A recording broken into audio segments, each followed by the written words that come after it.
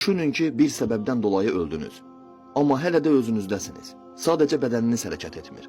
Ətrafınızı görə bilirsiniz, eşidə bilirsiniz, amma müdaxilə edə bilmirsiniz. Təcili yardım xərəsinin üstündə bir xəstəxananın qapısından keçirsiniz. Həkim başınızın üstündə soyuq-soyuq sizə baxır və siz qorxursunuz. Sonra sizi morq işçilərinə təhvil verirlər. Onlar da sizi mənfi 2-ci mərtəbəyə endirirlər. Morqda sizi normal xərədən dəmir xərəyə keçirirlər. Çılpaq olduğunuz üçün dəmirin soyuğu sizi ürpərdir. Morq soyuğu da fərqlidir, qoxu yoxdur. Çünki dünya bədəninizin qoxusunu belə istəmədiyi üçün morq düzəltdirmişdir. Çünki dünyanın sizinlə artıq heç bir işi qalmamışdır. Sizi aldatmış, alacağını da çoxdan almışdır. Düz 2 gün buz kimi yerdə təppətək gözləyirsiniz. Qorxursunuz əlbəttə. Sonra qapağı açıb sizi damdar bir tabutun içinə qoyurlar. Sıxılırsınız, çünki normalda heç belə bir dar yerə girə bilməzdiniz. Artıq heç nəfəs də ala bilmirsiniz. Sonra cənazə avtomobilinə qoyulub məzarlığa doğru yola düşürsünüz.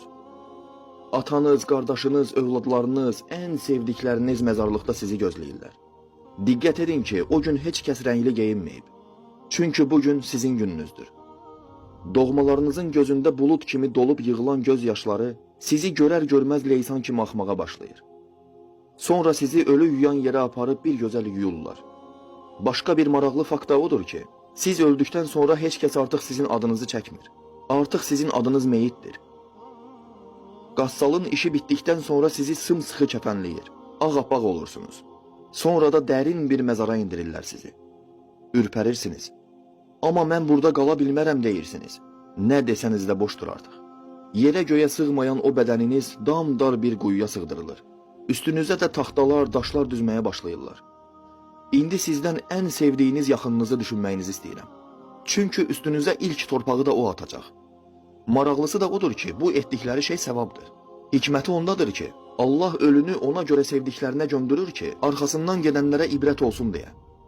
Qazanmaq üçün ömrünü xərclədiyin o malın, mülkün də artıq sənə heç bir faydası yoxdur. Yəni aldadıldın. Sonra doğmaların səni orada tək qoyub bir-bir məzarlığı tərk edəcəklər. Yapayalnız qalacaqsın. Vaxt ikindi vaxtı olur. 1-2 saat özün-özünə ağladıqdan sonra axşam olur. Qorxudan partlayacaq bir ödün belə yoxdur artıq. Günahkar yaşamısansa əlbəttə ki qorxacaqsın. Dünyada ikən bir Allah varmış kimi yaşadınmı ki indi Allaha sığınasan? İşıq yoxdur. Hər yer zülmət qaranlıqdır. Səs yoxdur, çıt yoxdur. Gözlərinizi qapatmağınızı istəyirəm. Bax, eynən belə bir qaranlıq. Artıq nə olacağını bilmirsən. Həqiqətən, heç bu günə qədər ölümü düşünmədin ki. Sonra yanına 2 mələk gəlir. Dünyada necə yaşadınsa, onlar da sənə o şəkildə gəlirlər. Günahkar mı yaşadın? O zaman üstünə qəzəblənərək gəlirlər. Qaçmağa yerin yoxdur. Günahlarını gördükcə daha da şiddətli qəzəblənirlər. Və sənə elə bir sual verirlər ki, dünyada olsan asanlıqla cavab verə bilərsən. Amma burada dilin dönmür. Mən Rabbukə. Rəbbin kimdir? Allah demək istəyirsən, amma deyə bilmirsən. Və mələklərin mən Rabbukə deməsi ilə başlayır hər şey. Kaş ki elə bununla da bitsəydi. Rəbbimdən bağışlanma diləyəcəm deyirsiniz. Yalvar, yaxar eləyəcəm deyirsiniz. Nə olar məni ona aparın deyirsiniz. Onlar da qəbul edirlər və səni aparırlar. Yaxşı, bəs nə deyə yalvaracaqsan? Axı Allah Sübhanehu və Teala Quran-ı Kərimində buyurub: Ey cin və insan tayfası! Məgər sizə öz içinizdən ayələrimi xəbər verən və bu günlə qarşılaşacağınız barədə sizə xəbərdarlıq edən elçilər gəlmədimi? Sübhanallah! Və cəhənnəmin qapıları sizin üçün açılır. İndi çağırın o cibinizdəki pulları gəlib sizi xilas etsinlər. Hanı o güvəndiyiniz mallarınız, övladlarınız, ordularınız, maşınlarınız, güvəndiyiniz nə varsa hamısını çağırın. Allahın qüdrətinə qarşı gələcək nə isə varmı? Siz deyin. Dünyada qazandığın malın, mülkün hanı indi? Sənə deyirəm, ey bacım və qardaşım, daş mı daşı dedilər sənə? Namaz qıldığın üçün təhqir mi eşitdin? Şillə təpik mi yedin? Yoxsa baş örtünü mü dartışdırdılar? Yoxsa heç hələ bir baş örtün də mi yoxdur? Kişiliyinizə mi sığışmadı Allahın huzurunda səcdəyə əyilməyə? Namaz qüruruna ağır mı gəldi? Baş örtüsü qüruruna ağır mı gəldi? Elə isə o zaman sizə deyiləcək, dadın əzabı.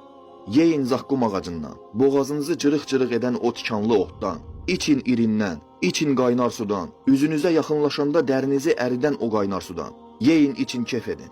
Daha da davam eləyim mi qardaşım? Vallahi qardaşım, bu danışdıqlarım cəhənnəmin tozu belə deyil. Ey namaz qılmayanlar, ya da namaz qılıb namazına məsuliyyətsiz yanaşanlar, sübh namazını yataraq ötürüb gündə 4 dəfə namaz qılanlar. Ey qardaşım və bacım, sənə deyirəm, Qəbirə girdiyində səni nə xilas edəcək? Nəyinə güvənirsən axı?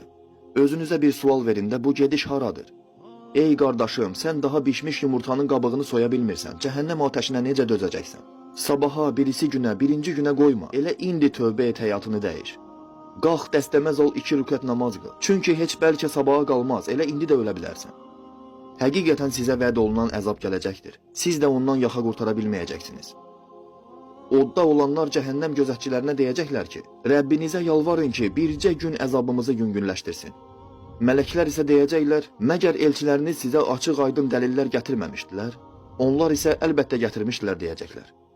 Mələklər də elə isə özünüz yalvarın deyəcəklər. Fəqət kafirlərin yalvarması isə boş şey.